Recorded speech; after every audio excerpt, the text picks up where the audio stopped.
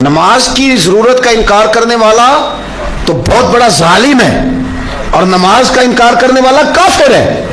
لیکن صرف نماز پہ زور دے دینا، کسی کی عزت کا خیال ہی نہ رکھنا، داڑھی شریف کے ساتھ اور سنت اور شریعت کے ساتھ باہر نکلنا اور جس کو مرضی رسوا کر دینا، کسی کے حق کا لحاظ نہ رکھنا، کسی کا خیال نہ رکھنا اور کہنا میں تو نمازی ہوں. میں نے کہا کہ نماز کا انکار کفر ہے، لیکن یاد رکھنا نماز میرا اور رب کا معاملہ ہے، وہ چاہے تو معاف کر دے گا اور چاہے تو سزا دے گا.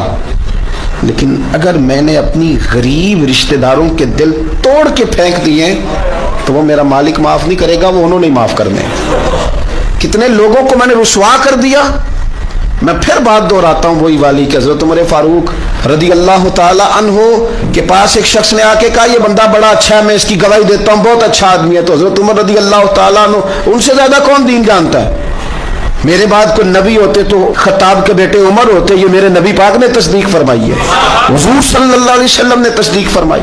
تو حضرت عمر سے وہ بندہ کہتا ہے یہ بندہ بڑا اچھا ہے، تعریف کر رہے. حضرت عمر فرمانے لگے تو اس کا پڑوسی ہے؟ اس نے کہا نہیں. فرمایا تو اس کے ساتھ کبھی سفر کیا ہے؟ کہا حضور نہیں. فرمایا کبھی درہم و دینار کا لین دین کیا؟ اس نے کہا نہیں. تو حضرت عمر فرمانے لگے اچھا پھر تو نے اسے نماز پڑھتے دیکھا ہوگا؟ حضور ہاں. فرمایا پھر تو اس کی گواہی نہ دے، تو اسے کوئی نہیں جانتا. فقط نماز پر گواہی نہ دے، معاملات بھی تو دیکھنا، معاملات بھی تو دیکھنا بھائی. لبو لہجہ جس طرح کا مرضی ترش ہو، تو ہاتھ کے اندر بندوق لے اور تو کسی کو ماننے کو تیار ہی نہ ہو، تیرے علاوہ کوئی دیندار ہی نہیں، کوئی نیک ہی نہیں، کوئی پرہیزگار ہی نہیں، کوئی بندہ ٹھیک رہا ہی نہیں، اس لیے کہ تو نے نماز شروع کر لی ہے، تو نے داڑھی رکھ لی ہے، سب غلط ہو گئے. یوں نہ کریں. یاد رکھیں معاملات کا حکم عبادات سے زیادہ سخت ہے. میرا نماز کے ساتھ معاملہ میرا اور میرے رب کا ہے، پر میرے ذمے میری اماں کی خدمت لگائی گئی، میرے رب نے لگائی میرے ذمے میری بہنوں کی، میرے بھائیوں کی خدمت، میرے بزرگوں کی تابعداری میرے رب نے لگائی، میرے اللہ نے لگائی. میرے بیوی بچوں کی ڈیوٹی میرے ذمے، اس کا حساب کون دے گا؟ شب برات آئی ہے تو چلیں آپ 2 پوسٹیں لکھ دیں کہ مجھے معاف کر دینا. ایسے تھوڑے معافی ہوتی ہے. تو جا کے معافی مانگ، تجھے پتہ ہے تو نے کس کس کے ساتھ غلطی کی ہے، تجھے خبر ہے. اگر تجھے یہ پتہ ہے نا تیرے ساتھ کس کس نے زیادتی کیا، تجھے بھولی نہیں، تو یہ بھی تجھے پتہ ہے تو نے کس کس کے ساتھ کی ہے. بڑی جلدی اپنا معاملہ آنا تو نفیس بن جانا، اور دوسروں کا لب و لہ جائے تو ہمیں سمجھ نہیں آ رہی ہوتی کہ ہم نے حقوق کیسے ادا کرنے. تو یوں نہ کریں، چیزوں کو سمجھیں.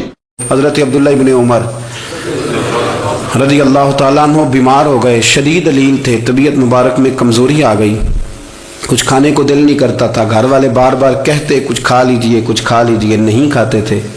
بالآخر حضرت نافع آپ کے غلام تھے، ان سے کہنے لگے کہیں سے مچھلی مل جائے نا تھوڑی سی تو میں کھاؤں گا. تو کہتے ہیں میں سارے مدینے میں ڈھونڈتا رہا، مچھلی نہ ملی. اگلے دن بھی ڈھونڈی تو نہ ملی، تیسرے دن بھی ڈھونڈی تو نہ ملی. تو فرمانے لگے یار بس چھوٹی سی خواہش ہے، کوئی فرض نہیں ملتی تو رہنے دے. کہتے ہیں چوتھے دن مچھلی مل گئی، میں 1.5 دینار کی مچھلی لایا، لا کے حضرت عبداللہ ابن عمر رضی اللہ تعالیٰ عنہ کے سامنے جو مچھلی رکھی تو آپ نے لقمہ روٹی کا توڑا تھا، مچھلی کو لگانے لگے کہ دروازے پہ فقیر نے آ کے آواز دی کچھ کھانے کو دو. تو حضرت عبداللہ ابن عمر نے روک لیا اور ہنسے. کئی دفعہ دے ہم بھی دیتے ہیں پر ہمارا چہرہ دیکھنے والا ہوتا ہے، اتنے ہم غصے میں ہوتے ہیں، دے دیتے ہیں، لیکن جو چھلوٹیں ہوتی ہیں نا چہرے والی وہ گنی نہیں جاتی. ہنسے، فرمایا دیکھو میرا اللہ کتنا کریم ہے، وہ مجھے بچانا چاہتا ہے، اٹھا بار دیا جا کے. تو خادم اب حکم کا پابند تھا، وہ لیت اللہ تو کر نہیں سکتا تھا، وہ گیا اور جا کے دے آیا. فقیر جب سارے محلے سے آٹا اکٹھا کر لیتے ہیں تو پھر ایک جگہ جا کے بیچتے بھی ہیں. دے آیا، وہ 2 گلیاں آگے گزرا تو میں پیچھے دوڑا گیا. میں نے کہا سچ بتا کھانی ہے کہ بیچنی ہے؟ وہ کہنے لگا جو بھی سبب لگ جائے کر جاؤں گا، آپ نے دے جو دی ہے. تو کہتا ہے میں نے اسے کہا کہ یہ 1.5 دینار کی میں نے خریدی تھی، اگر تو 2 دینار کی مجھے بیچ دے. تو آج کل مچھلی مدینے میں مل نہیں رہی، تو میں اپنے آقا کو دے دوں گا، وہ یہی کھائیں گے، بیمار ہیں. تو کہنے لگا جی بسم اللہ، مجھے کیا اعتراض ہے، 2 دینار مل رہے ہیں، 1.5 کی مچھلی، اور 1.5 کی بھی کسی نے نہیں خریدنی تھی، اب تو پک گئی. فرماتے میں نے 2 دینار اس کو تھمائے، وہ مچھلی اس سے خریدی اور خرید کر کے میں لا کے حضرت عبداللہ ابن عمر کے سامنے دوبارہ رکھی. تو فرمایا یہ کیسے آ گئی؟ میں نے کہا حضور 1.5 کی خریدی تھی اور پھر فقیر کو دے دی، اب اسی سے میں 2 دینار کی خرید کے لایا ہوں، آپ قبول فرمائیں. تو فرمانے لگے تم نے اچھا نہیں کیا، اب اس طرح کرو 2 دینار بھی اسے دے اور مچھلی بھی واپس دے آؤ. عرض کی حضور کیوں؟ فرمایا تم نے قرآن نہیں پڑھا؟ حضور پڑھا ہے. فرمایا رب فرماتا ہے لن تنالوا البر حتى تنفقوا مما تحبون. تم بھلائی کو اس وقت پہنچو گے جب اپنی پیاری چیز راہ خدا میں خرچ کرو گے. امام غزالی نے لکھا ہے, فرمانے لگے دیا. تو وہ حضرت نافع کہتے ہیں میں دینے گیا, دے کے واپس آیا تو کچھ پریشان تھا کیونکہ مجھے بھی 4 دن ہو گئے تھے نا تلاش کرتے. تھوڑی تھوڑی طبیعت میں مایوسی تھی کہ اتنی محنت سے میں نے لایا اور آپ نے واپس کر دی. تو حضرت عبداللہ ابن عمر نے مجھے قریب بٹھایا, پھر مجھے تھپکی دی. فرمانے لگے پتر میں نے ویسے بھی کبھی جھوٹ نہیں بولا, اور آج کل تو میں ویسے ہی بیمار ہوں, ٹائم ہی نہیں, وقت ہی نہیں, موقع ہی نہیں جھوٹ بولنے کا. میں تجھے سچ بتاؤں, مجھے مچھلی کھا کے اتنا سکون نہیں ہونا تھا جتنی اللہ کے راستے میں خیرات کھا کے مجھے سکون ہوا. تو تجھے تو میری راحت سے غرض ہے نا کہ مجھے راحت کیسے ہوتی ہے, تو مجھے سکون ملا ہے راہ خدا میں. دے میں نفسانی خواہش پوری کر لیتا تو یہ میرا نفس کل پھر مجھ سے مچھلی مانگتا.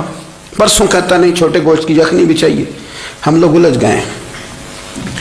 بہت بڑے قیدی ہیں اپنے آپ کے, بڑے قیدی, سارا دن اپنی خواہشات کی تکمیل میں بھاگے رہتے ہیں. بڑے بڑے سونے نوجوان, میں ان پہ تنقید نہیں کرتا, مجھے ان پہ ترس آتا ہے. جب میں رات کے اندھیروں میں انہیں ٹیلی فون لے کے چوکوں میں کھڑے دیکھتا ہوں تو مجھے رحم آتا ہے. میں کہتا ہوں دیکھو نفس کی خواہش کے پیچھے یہ کیا مثلاً آخر کیا ہے اس میں؟ ایک عورت کے پیچھے تباہ کر لیا اپنے آپ کو. یعنی زیادہ سے یہ کوئی مقصود ہے؟ یہ کوئی مقصد حیات ہے جس کو مقصد بنا لیا ہے؟ میرے عزیز بات کو سمجھ لیں. اتنا خوبصورت آدمی ہے اور اتنا اس کا اونچا قد کاٹ ہے, اور کیا کس کے پیچھے یہ بھاگا ہوا ہے؟ بڑا سمجھدار, دانشور, عقل مند آدمی, ذی روح بندہ, لیکن اس کا سٹیٹس آپ یہ ملاحظہ کریں کہ وہ 20-40 ہزار کی خاطر جھوٹ بولتا ہے, دھوکہ دیتا ہے, فریب اور فراڈ کرتا ہے. ہم اپنی نفسانی خواہشات کے پیچھے اس طرح بھاگتے ہیں کہ ہم اصل سے رہ جاتے ہیں. میری بات ابھی سمجھ آ رہی ہے آپ حضرات؟ تھوڑا تھوڑا کر کے, ایک ایک کر کے ان کی باتیں کم مانیں. وہ ضروری تو نہیں نا کہ سویرے ناشتہ بازار سے اپنی مرضی کا تگڑا کیا ہے, بازار سے لا کے پوڑیاں چنے بہترین کھائے, اور پوڑیاں چنے ابھی کھائے نہیں, شاپر میں ڈالے ہوئے ہیں, اور وہ لے کے ابھی آ رہا ہے, تو ساتھ ہی رستے سے گوشت بھی چھوٹا اچھا لگا تو 2 کلو وہ بھی لے آئے کہ پوڑیاں چنے کھاؤں گا اور دوپہر کے لیے گوشت پکاؤں گا. وہ پہلے یہ تو کھا لے صاحب, اس سے تو نجات پا لے. یہ پتہ نہیں ہضم ہوتا ہے کہ کچھ اور کرتا ہے تیرے ساتھ, لیکن وہ گوشت بھی ساتھ لے آیا. یعنی ٹیبل پہ, ناشتے کے ٹیبل پہ بیٹھ کے فیصلہ ہو رہا ہوتا ہے کہ ہم نے کیا کھانا ہے, ہم نے کدھر جانا ہے. سنگیو یاد رکھو, باتوں کو سمجھو اور غور کرو. یہ تھوڑا تھوڑا کر کے جب ہم چھٹکارا حاصل کرنے کی کوشش کریں گے نا, چھٹکارا حاصل کرنے کی, کئی جگہ سے کسی جگہ سے اگر آپ کو تنبیہ ہوتی ہے نا, تنبیہ, اس میں بھی بڑا مزہ آتا ہے. اس میں بڑا, ہمارے ایک بزرگ تھے, تو ایک دن نا میں گیا تو کہنے لگے الحمدللہ آج میں بڑے سکون میں ہوں. میں نے کہا جی وہ کیا ہوا؟ کہنے لگے میں اپنے آپ کو بڑا پیر صاحب سمجھنے لگ گیا تھا. تو ایک واگڈا کے کسی آدمی سے کام تھا, تو میرے ایک دوست نے مجھے کہا کہ پیر صاحب اس کو ٹیلی فون کر دیں, سنا ہے آپ کا عقیدت مند ہے. میں نے اس بندے کو ٹیلی فون کیا تو کہتا ہے پیر صاحب میں عزت آپ کی بڑی کرتا ہوں پر یہ کام نہیں ہو سکتا. کہتے ہیں جب اس نے مجھے کہا نا تو کچھ بھی نہیں, تو مجھے بڑا مزہ آیا ہے, ورنہ میرا تو نفس پھول گیا تھا. میں تو سمجھتا تھا کہ جو میں کہتا ہوں ویسے ہی ہو جاتا ہے. کہتے اس نے تھوڑا سا نا مجھے لیول میں کیا ہے, مجھے مزہ آیا. یہ لوگ نا اپنے اوپر بوجھ ڈالتے تھے, یہ تھوڑا تھوڑا پیچھے ہٹتے تھے, یہ سمجھتے تھے کہ اس طرح تمہاری تکمیل رہ جائے گی. صبح سے شام تک اگر اسی نفس کی باتیں مانتے جائیں گے تو خرابی کرے گا. دولت کا نشہ ہے بھائی, دولت کٹھی کرنے والا کسی جگہ سیر نہیں ہوتا. حسن کا نشہ ہے, حسن کا نشہ ہے. حضرت ابو بکر شبلی رحمۃ اللہ علیہ فرمایا کرتے تھے جو تیری بیٹی کو خوبصورت سمجھ کے اس کے ساتھ نکاح کرنے تھے اسے بیٹی نہ دینا. حضرت جی کیوں؟ فرمایا حسن تو تھوڑے دن کے بعد ختم ہو جائے گا, پھر وہ اس کی قدر نہیں کرے گا, وہ تو کہیں اور منہ مارتا پھرے گا. حضرت ابو بکر شبلی رحمۃ اللہ تعالی علیہ کی بیٹی خوبصورت تھی. ایک نوجوان کہنے لگا میرا نکاح کر دیں. آپ فرمانے لگے پتر تو 1 مہینے کے بعد آنا, کر دوں گا. بڑی موٹی تازی خوبصورت صاحبزادی. تو حضرت نے اسے دوائی کھلائی, اسے پخانے لگ گئے. جو پخانہ کرتی ایک مٹکے میں سنبھال دیتے. تھوڑا وقت گزرا تو وہ ہڈیوں کا پنجر بن گئی. مہینے بھر میں دست اتنے آئے کہ کمزور ہو گئی. تو ابو بکر شبلی 1 مہینے کے بعد نوجوان کو بلایا, فرمایا ادھر رات نکاح کروں. بچی دکھائی تو وہ کمزور بستر پہ پڑی. فرمایا شادی کرنے لگا اس سے نہیں میں نے کرنی. فرمایا یہ وہی ہے؟ کہنے لگا جی نہیں۔ فرمایا تو کہتا تھا مجھے عشق ہے، کدھر گیا تیرا عشق؟ کہنے لگا حضرت صاحب آپ کیسی بات کر رہے ہیں؟ فرمایا ادھر آ۔ پھر وہ مٹکا جس میں گند رکھا تھا وہاں لے گئے، فرمانے لگے تیرا اس کے ساتھ عشق تھا، یہ ہے تیرا عشق۔ فرمایا اسے تو میں 4 دن روٹی کھلاؤں گا پھر تندرست ہو جائے گی، لیکن میں دیکھنا چاہتا تھا کہ تو میری بیٹی سے پیار کرتا ہے یا اس کے چہرے پہ آنے والی کچھ وقت کے لیے سرخی سے پیار کرتا ہے، اس لالی سے پیار کرتا ہے جو جوانی کے وقت بچوں اور بچیوں پہ آتی ہے، کس چیز کے دل دادا؟ یعنی کیا مطلب؟ نفس کی غلامی، سراسر غلامی، اور پلٹ پلٹ کے اور بڑے بڑے سیانے بندے چھوٹی سی خواہش کے لیے، بڑا سمجھدار آدمی، بڑا سیانا بندہ۔ میں ایک بڑے بزرگ عالم تھے، میں ایک دفعہ ملنے گیا تو پائے پکا رہے تھے، خود پائے پکا رہے تھے، تو وہ بڑے پیار کی بات ہوتی ہے نا جی، تو تامت باندھی ہوئی اور بڑی جناب خستہ حالی، اور وہ پائے پکا رہے ہیں۔ تو میں نے ان سے کہا، میں نے کہا حضرت جی پائے تو کسی اور نے بھی پکا لینے تھے، آپ بخاری لے کے بیٹھتے، چلو میری طرح کا کوئی بندہ آپ سے استفادہ بھی کر لیتا۔ اب پائے آپ لائیں گے، پھر پکائیں گے، پھر آپ کھائیں گے، تو یہ تو 24 گھنٹے آپ کسی کام میں گزر جائیں گے۔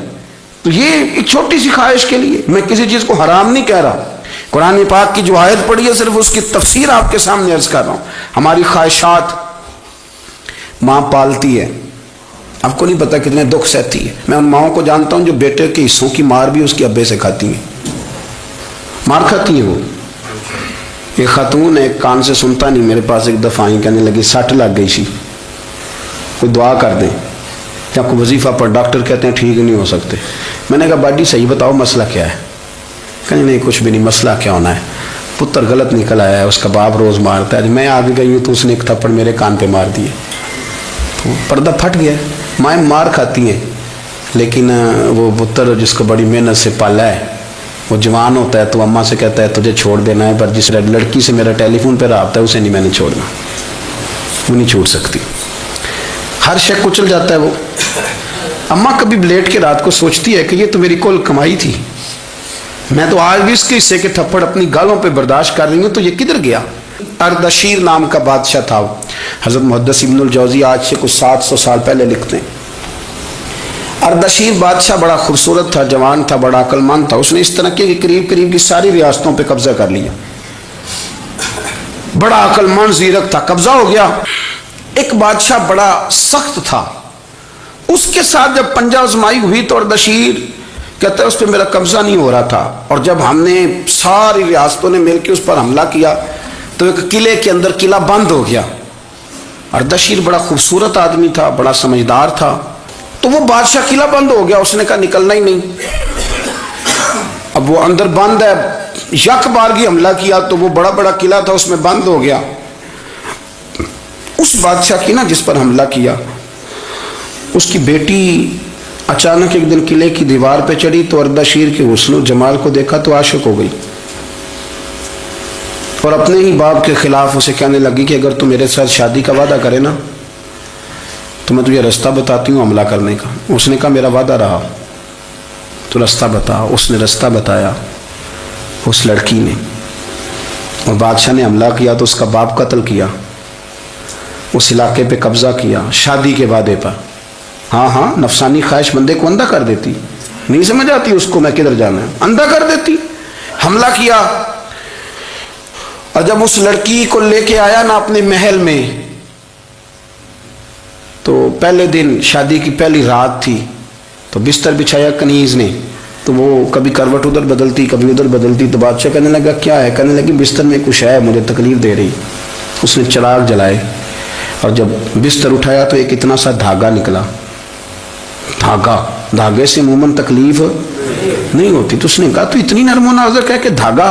کہنے لگی میرا باپ نا میرے ساتھ اتنا پیار کرتا تھا کہ روز میرا بستر بھی خود بچھاتا تھا، اور اس نے آلہ رکھا ہوا تھا، وہ ناپتا تھا کہ کوئی پایا اونچا نیچا تو نہیں، میری بیٹی کا بیلنس سوتے وقت خراب نہ ہو جائے، اور میرے لیے گوشت اور کپڑے بھی خود پسند کر کے لاتا تھا، کھانے پینے کا خود خیال کرتا تھا۔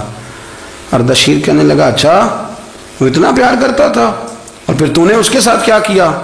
کہنے لگا بلاؤ کنیزوں کو بلایا، فرمایا اس کو اٹھاؤ اور جلاد کے پاس لے جاؤ، اسے کہو کہ اس کے بال ایک گھوڑے کے ساتھ باندھے، پیر دوسرے گھوڑے کے ساتھ باندھے، اور ایک گھوڑا ادھر بھگا دے، کدھر بھگا دے، یہ جس کے باپ نے اتنا پیار کیا، یہ نفس کی اتنی غلام ہے کہ اس کی وفادار نہیں رہی تو میری وفادار کیسے بنے گی؟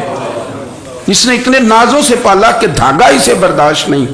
او یارو یاد رکھو، اگر نفس کی غلامی کرو اور بڑے بڑے وفاداروں کو چھوڑ کے غلامی کرو تو پھر کہو وفادار مل جائیں۔ کوئی بول ہوا لڑا نہ بول بیٹھی، ہم دے خصم ناراض بڑ بولیاں دے، کہاں سر کھائے تے بلبل ٹھنڈ پائے۔ بڑے فرق نہیں سجنا بولیاں دے، جڑیاں خصماں دی وچ رضا وسن، بھاگ جاگ جاندے انہاں گولیاں دے۔ آپ ادلیاں نو سردار پین تکے تے شرما والیاں نو چوٹے ڈولیاں دے۔ اپنے نفس کے پیچھے چلو گے تو یہ تباہی ہے۔ جب ہم نے کسی سے وفا نہیں کی تو یہ کیا امید ہوئی کہ دنیا ہم سے وفا کرے گی؟ اللہ رسول کی مرضی کے مطابق اصول پسند زندگی بنائیں، ایک ایک کر کے اپنی خواہشات سے پیچھے ہٹیں، تھوڑے پہ گزارا کرنا سیکھیں، اپنے نفس کو سمجھائیں۔ ضروری نہیں کہ روٹی ہر وقت مزے کے لیے کھائی جائے، کبھی کمر سیدھی کرنے کے لیے خشک روٹی بھی کھا کے دیکھو، کبھی سادہ کھانا اس پہ بھی اکتفا کرو، کبھی تھوڑا کھا کے اچھے طریقے سے سادے کمرے میں بھی اللہ کو یاد کر کے دیکھو۔ نفس کے پیچھے نہ بھاگیے گا، تباہی کرے گا۔ رب کریم سمجھ